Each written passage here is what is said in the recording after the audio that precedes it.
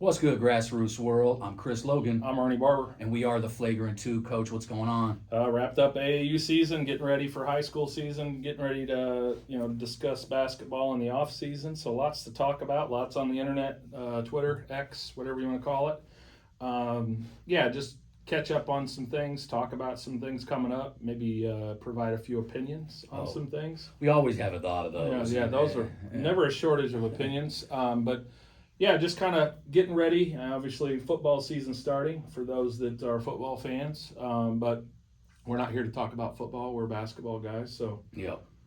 Definitely got a lot to talk about since the last show. Obviously, the coaches did a preseason poll on OSSAA for the 5A and 6A. yeah, a little bit around that. Little bit of drama.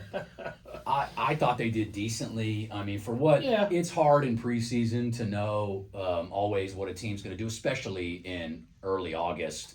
You know, some of these coaches have never seen some of these teams. I would say this too. I mean, there's always going to be a team or two that people are going to kind of raise their eyebrows at. Yeah. But I would say this with the landscape that is now, where the transfers and most of the transfers were done. So I think the timing of putting it out when they did was obviously prior to school starting. Yes. I think that the timing all makes sense. But I think with the information that they had, I think they did reasonably well. Yeah. To your point, could there be a couple teams maybe that you might give your eye roll at or not agree with? That's always going to be the case. But you know what? That's why we have things to talk about. Yeah, absolutely. So, I think that's what gives us the fuel for the show, and we can continue to talk about school ball. We know it's early. Yep. We're not going to delve into every single kid on every single team yet, because that's going to come in preseason. Maybe October, around there. October, November will come with the actual preseason preview that we did last year, which was our biggest show ever. So it did huge numbers. Where we do cover all the we'll cover and try to get even down into Class A and up above. So and I've got a lot of requests to do all that, and we're definitely going to do a little bit more than we did last year. Delve into some different teams, but always, we're appealing to the masses as well. So we got to talk about those teams that are, usually front and center. Possibly some nationally ranked teams with the Owasso Rams returning 6A champions. We'll see. I'm pulling up the 6A right now and looking at it. It looks like obviously Owasso got all but one vote for first place. They got 28. So who voted for themselves? Choctaw got one vote. I like Choctaw. But that's the one team that I believe, to me, is probably down there a little lower than they should be right off the rip. I mean, anybody can fight for any team here and there. Choctaw's at 9 to start out. That's a lot lower than I probably would have them. I think they're a top 3 or 4 team. I would have said top 4 team. I think that they obviously lost some guys, and teams. It's high school. You're always going to lose some. Yes, you're always going to lose some veteran presence in your seniors, but and now with transfers. But you're also gaining guys in a superstar in Jaden Hopkins. They added Steven Anderson, 2 guys from Carl Albert, along with the guys that they have returning in Jordan Valentine, Malay Stillman. I mean, they're a very well-rounded team that, to me, in Oklahoma, I always say it, is if you got a good guard and a good big guy, you can go pretty far in the game, So and then you just need your role players to play their role and never do too much, but do what they're good at. And I think that's what makes a really well-balanced team in high school, which you can win it all the way like that. So I think that just looking at the list, Owasso 1, Deer Creek 2, which obviously they have the addition of Phoenix Woodson. So a lot of people are high on them because Deer Creek has been very good. The last few years, and even I've said it last year, that Deer Creek and Owasso, or maybe it was even the year before last, I think it was Jalen Montanotti's freshman year, I said those 2 teams were on a collision course to be kind of future. I think Phoenix is going to be a huge asset for that team. I think the one thing that I would say is that he's going to, the last year with the system that he played under compared to this one's going to be more, I would guess, I don't know this, but I would guess this is probably going to be more focused on him and his abilities. Whereas he had, some guys around him that were very capable that did different things that might have put him in a situation where, on again, off again sometimes. Yeah. With what you saw. Yeah. And so he would dominate games, and then some games he would disappear, and not because he couldn't play or that he wasn't great, because he's a fantastic basketball player. It just, I think, system-wise and what they're trying to accomplish was a little different. So this year, I think with him being at Deer Creek, I definitely see him being a primary. Yeah. And I think that what they have around them and playing up too. So he'll be at the 6A level. Yeah. And certainly be playing against the best players. Not that the some of the other classes didn't have the best players, but there's more of them. Yes. At the 6A on a night level. in, night out basis. Yes. Not that there wasn't. They had plenty of good players in all the classes. Yeah. You could name great players in every one of the classes, multiple. But 6A, when you play 6A, you're generally playing more players at a higher level more consistently. Yeah, I mean, I can agree with that. I think if you probably looked at, statistics and saw every time Phoenix gets a double-double or even gets double-digit rebounds, Yes. I bet you Crossings Christian or whatever AAU team, I bet you they won those games. I just feel like it correlates with him. And in my opinion, it isn't that he needs to score 30 points every night. If he will get 10 to 12 rebounds every night, I guarantee you Deer Creek's going to be very hard out for anybody because they have very good guards. Correct. Clyde Davis Jr., Jaden Narte, they've got shooters around in Casey Robinson and Cooper Lasky. They've got guys all over. They've had those guys. Phoenix gives them a new added dimension down low. And to me, they go as far as he takes them. I think you said something in previous podcasts. I didn't mean to cut you off there, but you said something that resonates now with the conversation we're talking about is his improvement over the spring and summer coming back to school ball is going to be fun to watch. Yeah, I mean, I think him with that Drive Nation team, you put him with some of the top. He had 2 or 3 of the top 30 kids in that class in the country, and Dakari Spear, Trent Perry, Austin Gooseby. I mean, these are guys with offers from Kansas. Yes. Blue blood program guys. Kids. Yeah, Ja'Cory Jones. They're loaded, and you put him there, he was able to flourish in his role. We talked about it multiple times throughout the season, and I think it all culminated into the Peach Jam where he was really good. Yes. In my opinion, he was one of the better players in that 16U as far as what he did for his team. He's got a big year coming. Yeah, got a big year coming. That's why Deer Creek is ranked so high. Broken Arrow at 3. It's not a shocker. They lose a lot of guys. Reload, baby. But we always talk about the reload. And if you go off of like these summer team camps, they knocked out Owasso. They've knocked out some of the best teams. Now some of these teams have their full team, but they beat most everybody that got in their way. They have a lot of size. The pipeline is good. Athletes everywhere shooting. Broken Arrow is going to be very good. Yes. I would never sleep on them ever. This I almost feel like was me that voted for this. Edmond Memorial and Edmond North being 4 and 5. That's good job by the coaching because Edmond North, you would immediately think there's no way after the Dylan Warlick era ends. Yes. And I got to throw T.O. and Keontae Tramp in there too because 100%. they're a big part of that. And there's a lot of other guys that were in that mix that helped their culture build. But Edmond North, when losing Dylan Warlick just alone and Bryce Potts and and Keontae, you're going to go, there's no way they're going to be any good. Mm-hmm. But you looked at, they were so deep to begin with that a lot of these guys were just waiting their turn. We've talked about it. Yeah, could have started on every other. Your Logan Knowles and your Jake Weaver type guys. And then they bring in Zayden Best. They've got guards everywhere. Chauncey Cravens, freshman phenom, Jarrell Copeland. Mm-hmm. They're going to be very good. Yep. And I expect them, and I've said it before on prior pod, it may not be right away, but by mid-season, those guys are going to look like they've played a million games before. Exactly. You're not going to want to play them come tournament time. Edmond Memorial, a lot of experience on that team. They've been coming. They always are steady. They play their style of basketball. It's not everybody's favorite, but it wins games, and it wins championships, as the past has shown. So very good. Norman at number 6, we co-signed that because we think Norman is another team that Bo got a D1 offer last week, I think it was. Yeah, Texas State offered Bo. So Bo Billingsley, who I posted at the UCO camp, might be playing as well as anybody in the state right now. Utmost confidence, playing at his pace, playing at his speed. He's looked the part. He's lived up to it. He did it with Southern Assault, their 16U program this summer. And he done an excellent job with Norman in the spring, June. So I think that he's just coming of age. They've got a bunch of other pieces. Great kid too. Yeah, great guy, great kid. Their guys are coming up: Montrell Combs Pierce, Isaiah Amos, B.J. Randall. Attic Sanders. I could go on and on and on. Like I got some really good players on the team. We don't want to go too far into all this because we're really going to do a breakdown.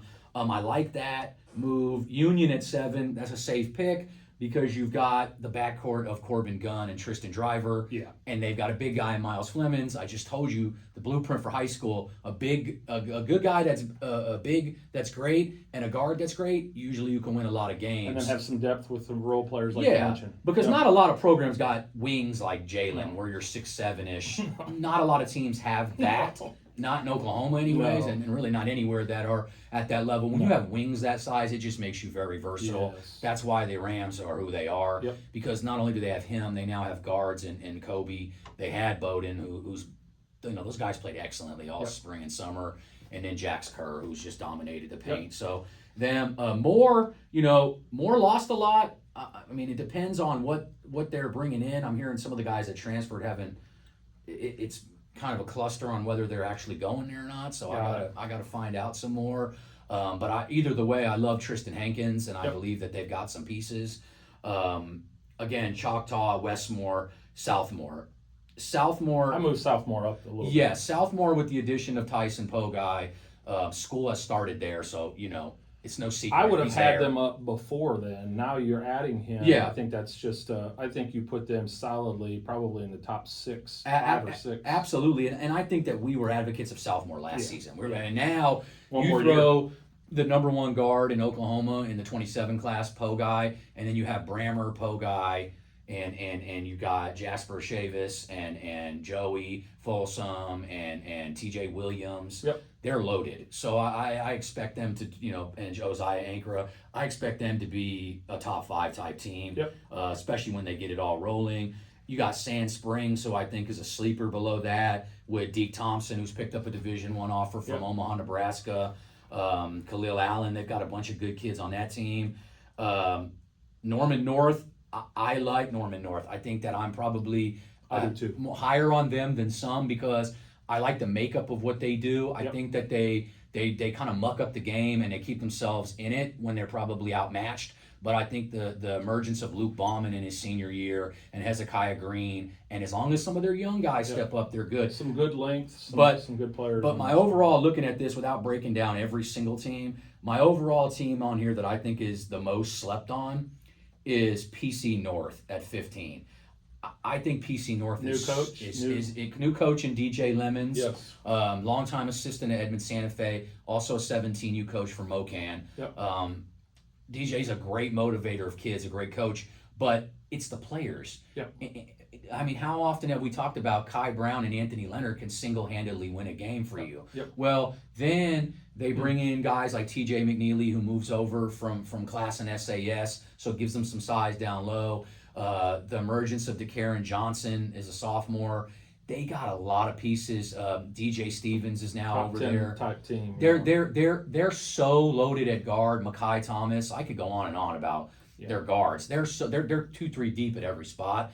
They're going to hit you in waves. I feel like they are a prime team that can knock out anybody. That's a state team to me. So them coming in at 15 is a little low, but I don't think maybe many people. It'll probably fuel them. I know it'll fuel them. It'll fuel them. I like that team a lot. So that's just my little quick synopsis of the 6A. 5A, Booker T at number 1 gets 21 first place votes. Nothing wrong. I got nothing wrong with that. Yeah. They're coming back from the championship game where they play Crossings. Crossings is no longer in that class, so you take. I'm sorry, Booker T played Midwest City. That's right. But Midwest City losing a few guys and Roy Henderson and Croshawn Young, that hurts either way. But I love that they still have a lot of their guys and their key pieces. They'll be competitive for sure. They'll be a top team. I don't know that they'll be what they were last year, but they'll be good. Yeah, I like them a lot. I always think Deshaun Denson is one of the most consistent players. Yep. But they also have guys like Mason McKenzie, who just picked up an offer from Langston. Jarvis Nash. They got some guys that can do some stuff. Mark Jackson. Mm-hmm. They're good. Yep. Tulsa Memorial coming in at 3. Might be higher for some people. I kind of like what they got going on. I think Jaleel Cotton is primed for an big time senior season. The 6'5" do it all forward, athletic rim runner, dunker, does everything good. I like him. Fabian Harris. They got a number of guys that can get them up there. But the number 4 and 5 team could possibly be my number 2 teams, and that's El Reno and Lawton. I think El Reno, with the addition of Trey Davis and Jonathan Reed. Too. Yeah, and Lawton is loaded. Yeah, and Lawton is loaded. And I talked about them on our last pod, and I said 6A. Well, they're in 5A now. Yeah, I would have put them high on 6A. Exactly. I like their chances even better now. Yeah. I mean, in my opinion, it's Booker T and everybody else right now, and that doesn't mean there won't be some separation. Yeah, who's going to be that other team? Yeah, because I really do like I like Tulsa Edison. I love Collinsville. East Central with the addition of DeMario Adams and some of the guys, Trey Bruner, Nash, they're really good. I like them to be, back in that mix. But Lawton, to me, can stand above the rest. Oh yeah. When they've got Panay Vazagode, Tavares Deans, Anthony Patrick, Devion Young, Champ Brewer, they are loaded. Yes. And a lot of them guys got a lot of experience, and Yes, then they got they some do. young guys coming up that are ready to prime to be stars in this Oklahoma You heard basketball. it here. Yeah, Lawton would be a pick that I would too. I'm never counting out the Bombers because I love what Coach Torrey does up there, and some of those guys I know just cut from a different cloth. They championship pedigree. They play hard.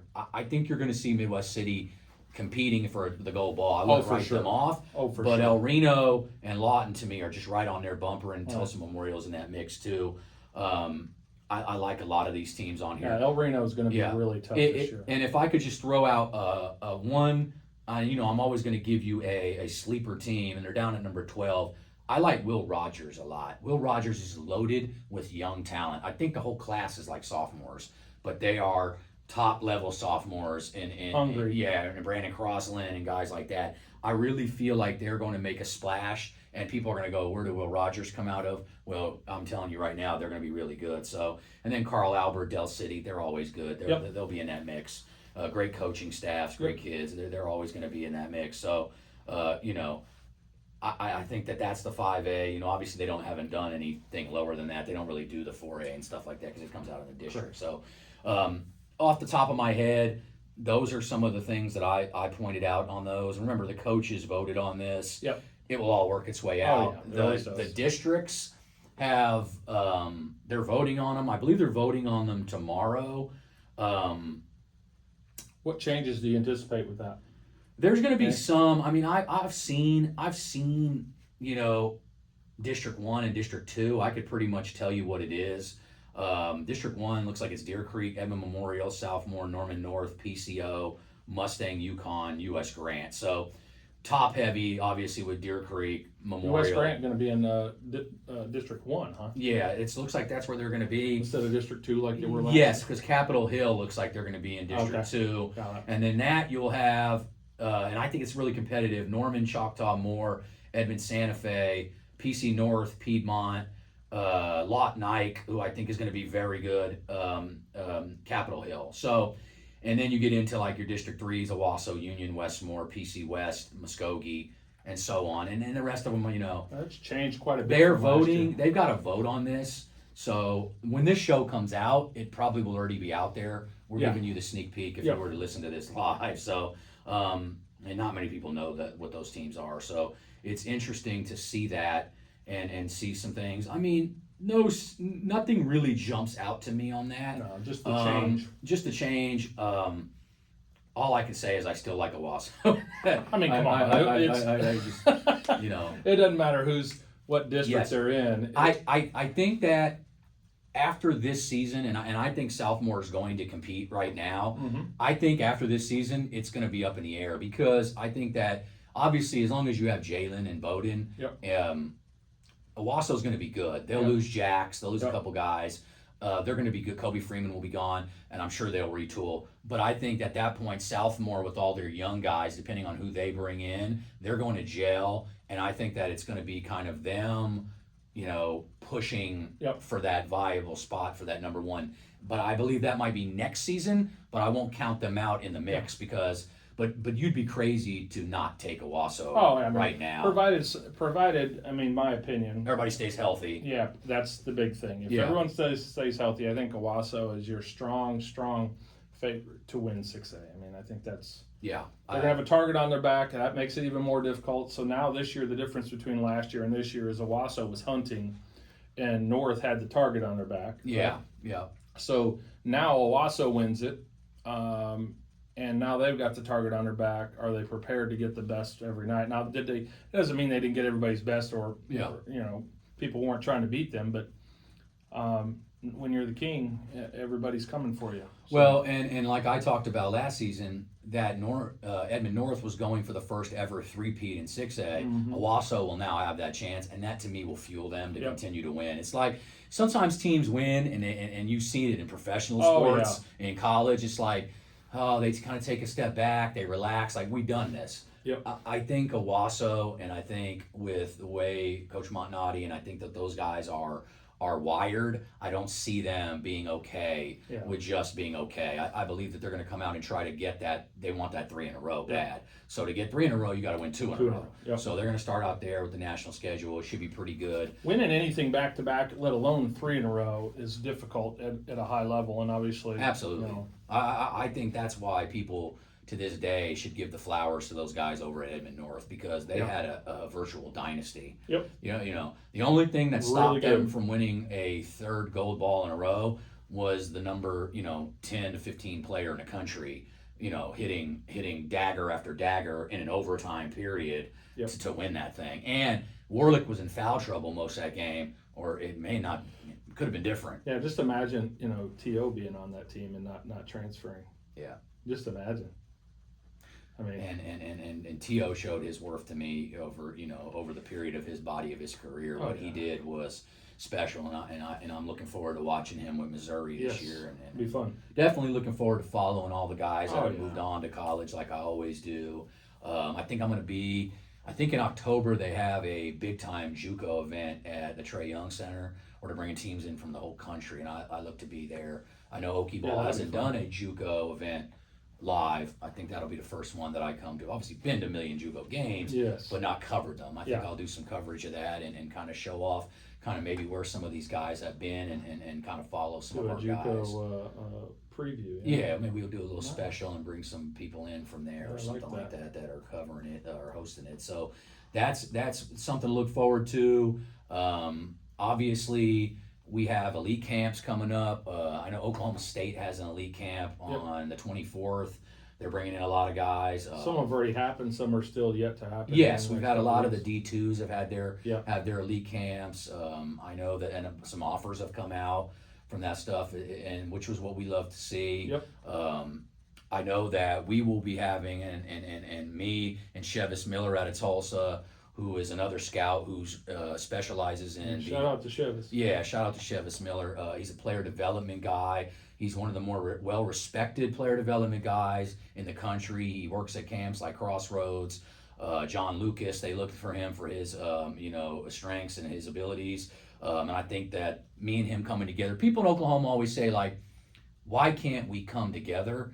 And this is where, like, it's a great topic. This is where I'm going to show you why I believe I'm different, Chevis is different, and the people that I work with are different, including the guy sitting across from me, is that is coming together. Because what they don't know is with the brand I've built now, I can roll out an event or camp by myself anytime I want and sell it out. True. But instead of saying, let me have a showcase, you have a showcase, we decided let's come together and bring your strengths and my strengths and for me and Chevis, and we're going to put this together and try to run camps that will be nationally known and not just regional but nationally, and it takes time to build, but with the turnout we're going to have on September 21st, it's going to be a big turnout. It's going to be huge. I think the entire state of Oklahoma will be there watching. If you're not, and you got free time, pop out, because it's going to be a celebration of Oklahoma, not just for the kids, but there's going to be a ton of colleges in person, and there's going to be a ton of Division I's. I've already got them committed and locked in, and I'm not talking about just one level. I'm talking about Power Fives are watching.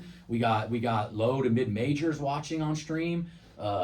We have every level locked in. NAIA, JUCO, D2, D3, you name it, it will be there. This is an opportunity to get the kids in this state and region, because we have kids coming from Texas, Arkansas. We got kids coming. I think we got a kid coming from Mexico. So I think it's so cool that you've growing it. It takes time to grow it. This is the second one you've done. And I wish it would have been earlier. I wish it would have been 5 years ago. I myself.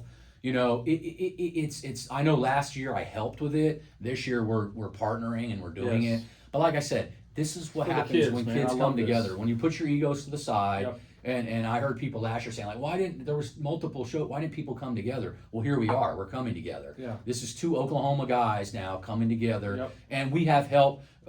We've got help from Paul Harvey will be helping us. Yep.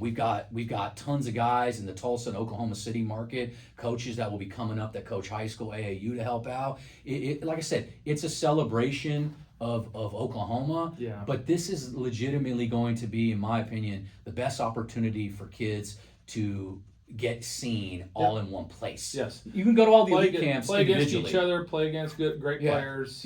Showcase iron sharpens iron. Yep. And then at the end of it, you get to break it up, and Chevis has his team, which is Team Discovered, and I have Team Okie Ball, and we're going to go head to head, and win, and you're going to win a trophy out of this. Good. So we're going to have it on. We're going to keep track of who wins each year. It's going to be a big event. We look forward to it, but it's really about the kids. We want the community to come out. Yeah. I don't care if you don't have a kid in it or not. Yeah, You want to watch some kids. high level players? Yeah. This is Division I level players that are in this, all the way down. But we got guys coming from out of state, high major dudes from all over the place. It's going to be loaded. Like I said on Twitter, it's the best, most loaded camp I've seen ever in Oklahoma. Yeah. And I just want long overdue. And we're definitely going to have the Flagrant 2 be in the house. We'll cover some stuff. We'll talk about it, some stuff. It's really about exposure for these kids and just getting them out on the right platforms. Yep. So I've had nothing but great feedback from everybody that's hit me up on this. So parents, if your son's been offered or extended an offer to go and you haven't responded, highly recommend you show up. Certainly you're going to have a lot like Chris was saying, you're going to have a lot of high level players there, a lot of coaches watching, and it's going to benefit a lot of kids. So we sent out invites. It is a real invite only. So what happens when you get like CP, and I got to talk about this because it's something that I've been getting questions about for years. You see these camps that say that they're invite only, but if you look at the bottom, it says to nominate a player or to register them, you can click on the website. Yes. And this is any of these national level camps. Yes. You can get into any camp you want if you pay. You just have to know where to look. You got to go into the website, go into the right tab. You can nominate yourself if you pay, to let you in. Now, I won't say any names. I'm well aware of what they you're might saying. put you on a different court than the rest of them good kids, but they're going to let you in. This is not that, and this is no slight to kids that didn't get an invitation. Correct. We had to cap it at a certain amount, and we're taking 80 kids. It doesn't mean we don't think you're one of the best 80 kids. We just invited who we went through, and we had a selection committee come together, but ultimately, me and Chevis handpicked these kids because these are the kids that coaches have reached out to us that want to see. Correct. So then these schools will be in attendance to see these kids, and we're looking to get a bunch of offers out that day. And if they don't come that day, they'll come within the coming weeks. Yeah, the relationships start that day, if nothing else, which is really where the offers start to happen. And the difference between this camp and anything else is typically Division I kids go, well, it's not a live period. What am I going to benefit? What you're benefited in is my relationships with college coaches all over, including the in-state schools and schools in the region, Big 12, SEC, all the way even over. They will be watching. They are committed. We will put out some type of list, possibly right before it, but they have committed to already be watching, and that's what the difference is between this. I will then give them the player. If you're a high major kid and you got an invitation and you say, I'm too good for this, you're not. Because if you get into this, I'm going to personally reach out to those particular schools and give them your number, what team you're on, and say, this is the games you need to watch at this time to see this kid go. See, people need to hear this. I'm glad you're saying this, because those that are not sure of, hey, what if, is this really worth it? All the questions you just kind of ran through. Is you're giving them the reasons why, and I think sometimes they need to understand that coming from the guy that the coaches call. Every player in the state are going to call you and ask you, what do you think of this player? Every one of them. All the top players in the state, and you're going to say, hey, I know so-and-so, he does well, he's got a great family, he does well in school, here's my breakdown of him, and here's where I think opportunities where he can improve, but here's the upside and all the things that go along with the kid. They're calling you. And parents need to understand that if they're not there, then they're gonna say, well, where's so and so? Well, he didn't want to play for whatever reason, whether it was given or not. But I highly recommend, and I'm glad you said that, because I think parents need to understand that coming from you means more than just, hey, you need to show up for this camp. Yes, because the way I looked at it, and I break it down for people, and then we'll move on. But I did want to address this because I think this is a bona fide opportunity for kids that you get these camps that are from these national companies, and I'm not going to say their names. Yeah, I know. They invite everybody that ever played in their circuit. They don't care if you're good enough or not. They send out invites. Then you got guys that come from out of state that just want to make money off the in-state kids. This is put on by local guys that know you. And by the way, if I'm just speaking for myself, I spend, 10, 11 months out of the year supporting every single kid in this state, going all over the place. Been watching them for 3 or 4 years, depending on how long they've been playing, whether it be high school, AAU. Supporting them, calling coaches. So what I say is that you support those that support you. Yeah. You show support. This is something where you show support back to your state. Yeah. If you didn't get an invite, we're getting to capacity, but obviously I am taking like some waitlist kids that I'm gonna put on a list, because let me be honest with you, I've got enough kids to start a whole other camp if I want, and I've got I could go another 80, and it will expand in the future years coming up as this gets bigger and bigger. But for now, we had to cap it. So if you feel like you're a coach out there or a player, this isn't a slight against you. No. It's not that I don't think you're college level. We just had to cap the number at so many kids could come in at first. Now, at the end of the day, if not enough of them get in, then I'm going to be looking for guys, and I have a list, and I've plenty of people have reached out. We're going to do some things like that and work it out, but we will absolutely offer an opportunity throughout the year for you to come and showcase your abilities to get into this main camp every year. So we're going to do this the right way. I just wanted to get this out there because I've been receiving about 20 phone calls a day. I know Chevis has, and that's why I put my number on that flyer. Smart, but I've been getting direct messages and things like that. So I just wanted to clear that up. I'm glad you said this too, because the kids that don't get invited to this but get invited to another event later, don't sleep on it. Take advantage of it and go to the event and show out at the event, and things will change. Yes, my thing is, and that's what I got from what you said, and that's why I wanted to restate that. You're 1,000% correct, and I don't want to spend the whole show on this, but I do feel like this is such a valuable opportunity that me and you are in this for this reason. For this reason. Why we do this is to help out kids to reach their dream. So if I have an opportunity for you to do that as a player and a parent, I'm going to just hammer it to you that this is that important. If you got an invite and you haven't signed up, you need to immediately, because I invited more than 80 kids. Not many more, but I invited them. If they sign up before you did, it's tough luck. I gave you the opportunity, and we want you there if we sent an invite. So, and there's a reason why. I would say this too, and this is one thing that I think a lot of people, going through the process here, we're in the middle of August, and it started early August or what have you. By September 21st, if you haven't played a whole lot of basketball, you're going to be dying to play basketball. Yeah. Okay? Yeah. If you're one of those players that's been invited, and if you've been invited and you initially are tired from AAU or you're needing a break, I would highly recommend you might rethink that, because come September 21st, you're gonna watch the highlights from this, and you're gonna be going, man, I should have went to that event. Yeah. And for that, like we're going to give out an award. There will be an MVP for the overall camp. There's also a defensive MVP.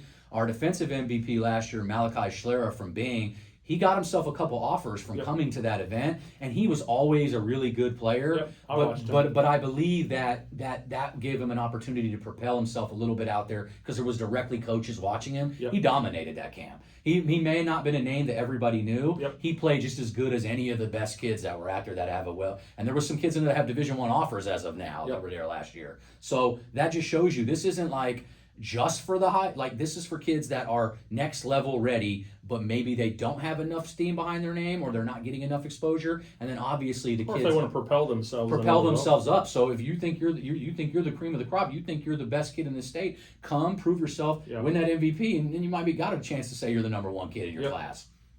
That's just what I look at it. And the other way is I look at it as just good competition. I want to show every time the ball bounces that I'm the best player on the floor. That's how I always thought about basketball. That's the way we're wired. That's the way it is. So I just wanted to address that, because I got so many messages. I felt like we needed to use this platform to talk about it, because that maybe will answer a lot of those questions, and people don't won't have to message every day. They can kind of get it hit everybody at once. Yeah, I think we covered all the topics. I think it's certainly it's a big event, a really cool event. I highly recommend, if you've been invited and you're not sure, you're on the fence, or even if you've said no, you rethink that. I think it's going to be well worth your time. And like I said, come September 21st.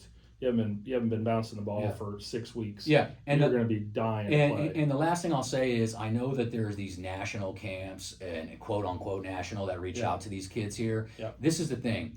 They may have this brand that allures you. The problem is, when you get that, you're just another dude when you get there. Mm-hmm. The difference is, when you play here, you have people that advocating for you directly to these college coaches that know you, that know your game, they know your tendencies. That's going to translate to you getting an offer. And those coaches know the person that they're talking to, giving them that feedback. Bingo. And so that's the difference between this. If you're debating right now, should I go to that, or I might go to this camp that's in Denver or Phoenix. Well, guess what? When you get to Phoenix, you're just going to be a regular dude over there. They don't know you like that. Correct. They want your money. They want you in, but they don't really know you like that. They're not going to go to bat for you. Yep. We're going to go to bat for these kids depending on which level they are and what schools are there, and then try to help them out. So yeah, I just wanted to clear all that up. Thought this was a great opportunity, because I know what you and I are about, which is promoting the kids. Last couple things. Another transfer I saw, Jason Kim, transfer from Cassia Hall to South Central Prep in Tulsa, the new prep school. So they've added some good players. Terrence Burry recently out of Stillwater. They added Jason. Jason's a stud. Yeah, Jason will do some good things. Got an offer this week too. Yeah, Jason looks really good. I'm proud of him. He looked really well at the end of the season, but big move for him. Yeah. It will hurt Cassia Hall. Oh yeah. Cassia Hall is loaded, and in 3A is not as heavy. I'm still interested to see how they do, but that's a big plus for those guys. I think it's a good move for him too, as far as I think they're a new program. They're going to be playing a kind of a larger schedule, getting more exposure, playing teams from other states, other regions. I think obviously Grind did a great job in their inaugural season last year. Going to continue that. Yeah. So, I mean, I just like the fact that Oklahoma is responding to the need. Yeah. And once again, like we talked about, it's helping kids realize their dreams of getting to the next level, and they're positioning them, advocating for them, teaching them, pushing them to become better basketball players and do well in school too. That's the other part. And I got to shout out my guys at Grind Prep, because those are good dudes over there. That they just bought a facility. They're going to have their own gym and things like that. So they're doing big things. But continuing to improve. Yeah, but one thing I do love is that these two teams are going to play a home and home. They're going to play each other. So I'll be front and center when South Central Prep rolls into Oklahoma City, and we can have that rivalry. We can have that turnpike challenge, Nice. and that'll be some fun things to watch. So. Really happy about how the two prep schools are doing. Yes. Interested to see South Central Prep in their first season, but they have the makings of looking like something special, and Grind Prep continues to build on what they have. So I'm interested in that. I know we're going to get to our sponsors in a second and cut this out. The last thing I'd say is we'll probably try to transition in the off season, because now football season starts, and that's when my son plays football. So you're going to be watching football. Your dad. I'm loving football. So it's coming soon. If basketball wasn't my love, football would have been. Yeah. I mean, same with me. I love football, but it was when you do this kind of work, you have to choose. Yeah, I remember my one and only football season is sophomore year in Las Vegas, and I remember it was about 120 degrees. And I was running in the desert, and I said, "No way! I don't know if this. I think I'm strictly a basketball. Yeah, there's player. Air conditioning in the I think I'm a basketball guy. It's funny you say that because when we were out in Phoenix at the Next Pro event in Phoenix, it was 116 to 118 degrees. Yeah, and I've never. It's awful. Yeah, that is awful. When you have to run up a sand hill in Las Vegas desert with pads on, you would question your life, and I certainly did. And I wasn't bad. I was pretty good because I was a good athlete, but it wasn't for me. But I love football, and I'm ready for that to come. But while that season is going on, by the way, do we have a football podcast in the state? I don't know. I don't know if there is one. Maybe we should start. Maybe we should start. I don't know. Maybe we should start talking about it too. We should start talking about football. Maybe we should start talking about football. I know enough about it. I mean, we covered it. We covered it for sure. But anyways, I think while that's going on, we're going to try to bring in some more guests. Yes. We do what our audience likes. Our audience loves us recapping and breaking down the teams. But at the end, we've got a lot of great interviews coming up with some big name, former pros and things of that nature, some big time coaches. We're definitely going to get back into that in the off season, and then get into obviously the preseason where we break down all the teams. We'll go to that East-West that Edmond North puts on in Edmond. That's one of the biggest scrimmages in the preseason. That's fun.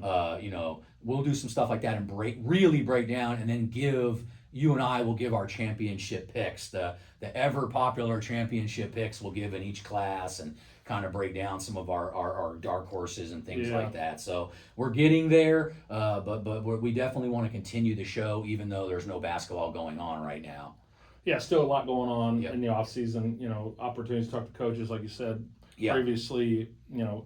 Oklahoma greats and ex-professional basketball players. There's a lot to discuss and cool things to kind of uncover, backstories and some stuff like that. It'll be fun. It'll be interesting, a little different. So I'm looking forward to it. We'll get to our sponsors, and then we'll probably head out of here now. All right, Nate Logan at Logan Elite Basketball. By the way, I keep sending guys. I get calls every week, a couple, 2, 3, 4 calls a week on, hey, I'm looking for a trainer. Who do I need to go to? And Nate always gets my vote. There's a couple others that get it as well. But Nate Logan at Logan Elite Basketball, training out of Destiny Christian High School in Del City, Oklahoma.